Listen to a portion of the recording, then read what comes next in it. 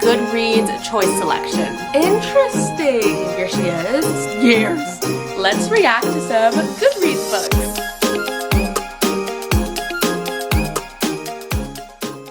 Hey besties, welcome back to my channel. We are going to talk about a hot topic of this time of year, which is the Goodreads choice selection. Personally me, I haven't seen any of the books that's on there, so I'm excited to react to them and show you like what I actually think and like do they deserve to be on that list. However, I have seen quite a handful of Instagram posts. I think the Good Choice Awards just came out a day or two ago, but there has been a lot of Bookstagram reports. Reports seem so official. Posts stating the lack of diversity in the choices and how they're really focusing on white authors and authors that they've like already had on there. I'm coming in knowing that there might be authors that I've already seen, like they're already the big names and just things like that. I am disappointed that there is a lack of diversity in the selection, and I feel like this also happened last year and they're not really learning from what they're doing. It's just sad to see, because especially as like a woman of color, like being represented in my books is so important, and I always like look for that in my books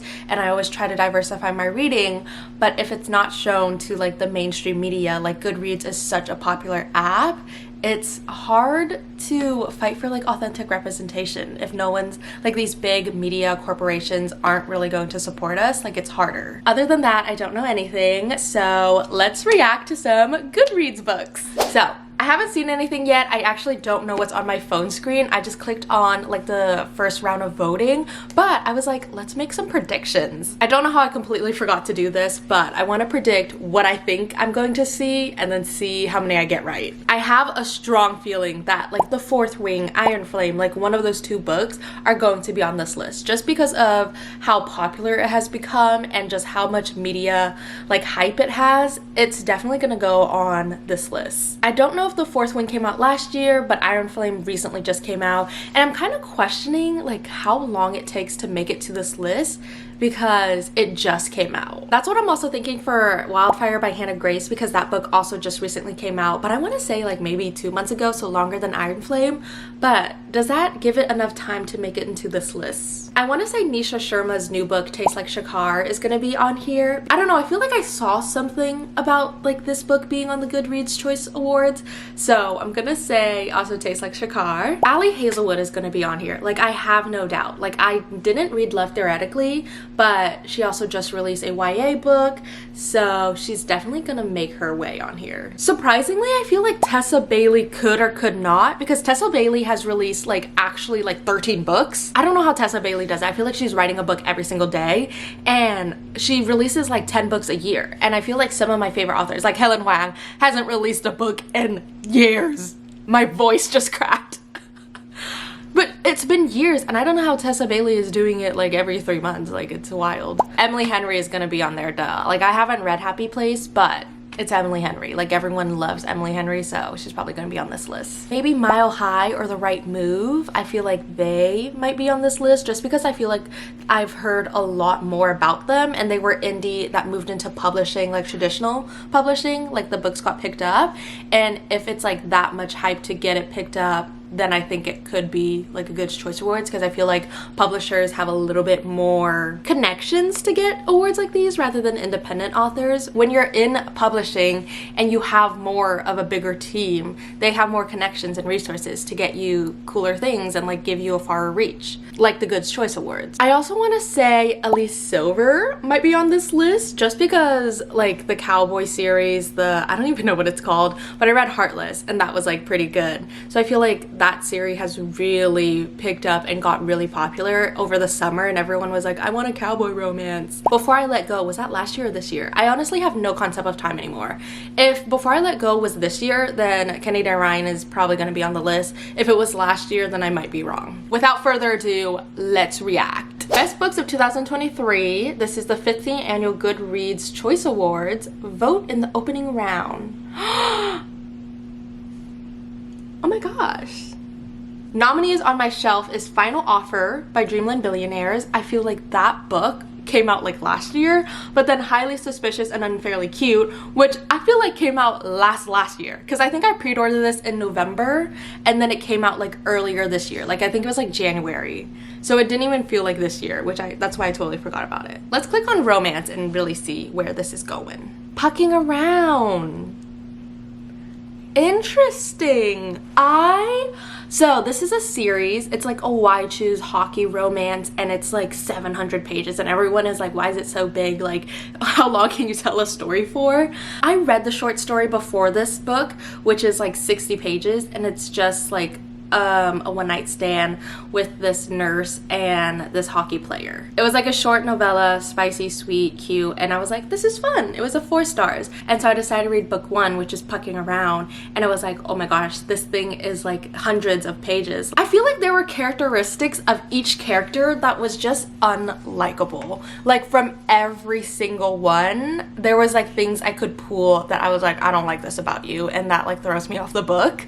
So there are 3 guys, 1 girl. I feel like the girl was like a low-key pick-me, or like, ugh, I'm not like the other girls, but in a not like kind of direct way like that. It's more of like subtle, but it still like rubs off when I'm reading, and I'm kind of like, okay, like that's weird. I think 2 of the guys are like grumpy, and I just hate the grumpy sunshine trope. Like it's just weird. It's not weird, but I just don't like. It's not my favorite trope. DNF'd it pretty early on, but just the whole group getting together, it just felt like there was no chemistry, I guess, like between all the characters. It just felt like I don't know, I don't connect with any of these characters. But I am surprised to see it on here, like I will say that. A long time coming, The Kane Brothers, which is the 3rd book after A Not So Meet Cute. No, it's like A Not So Meet Cute and then another one, I guess. I haven't heard too much about it, but I did like the Not So Meet Cute by Megan Quinn, so that's fun. You Again. Oh, I feel like this one just came out.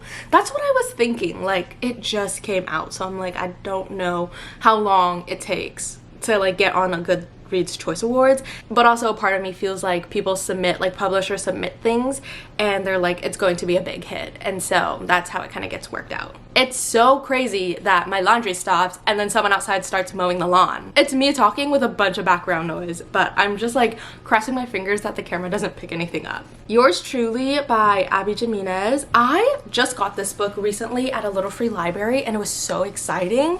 So I'm glad to see it on here. King of Pride. Oh, I should have known Anna Hahn would be on here. Anna, like literally, I love the Twisted series. I voted.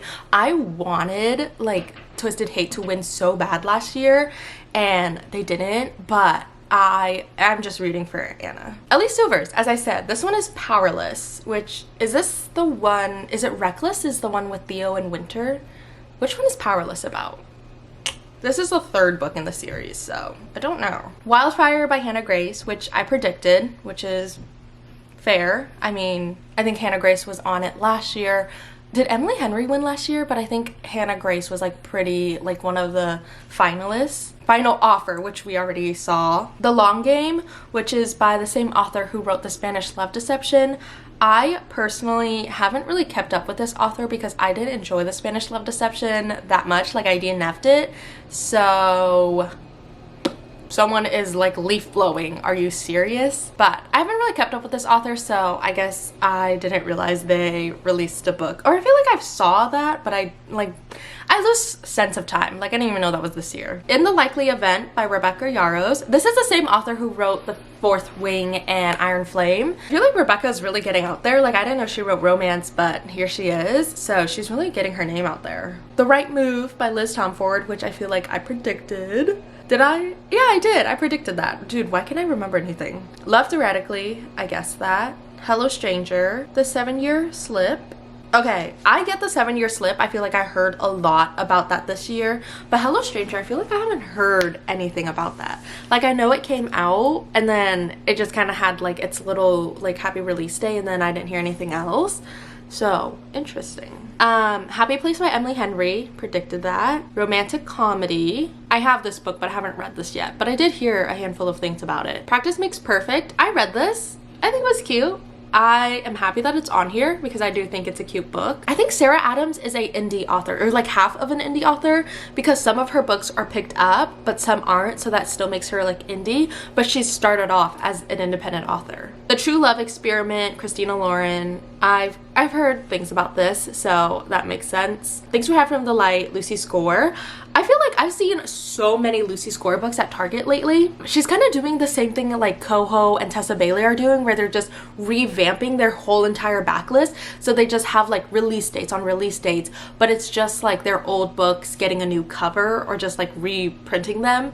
And so I feel like I'm always seeing Lucy Score, and she's always in like the new releases section, but it's like a book that came out like a long time ago. So as predicted, I feel like I know everyone on this list, or I've heard of their names, or I heard of the book, so no one here is like new to me. There are 3 books by authors of color, the rest are by white authors, which is sad to see. I feel like the leaf blower is getting louder and louder by the second. I agree, disappointed with the diversity, disappointed with the lack of diversity. I also feel like it was kind of predictable. Like I feel like I got a handful of predictions right, so I kind of want Goodreads to like surprise me, shine some light on other authors. Like, you're repeating authors and maybe they have excellent books, but like, you know, you can branch out. Overall, this is like not hate to the authors. I feel like this is more of a bigger industry problem, just like the lack of diversity and representation. But of course, all love to the authors. Hope you win. This is a great accomplishment, like not trying to belittle that or take it away. Good luck to all the authors. I hope you win. Sending you love, light, and happy readings. For everyone else, thank you so much for watching. I hope you enjoy, and I'll catch you on the flip side. Peace. Who do you think is gonna win the Goodreads Choice Awards? Comment down below. And also, was this selection like exactly as you thought, or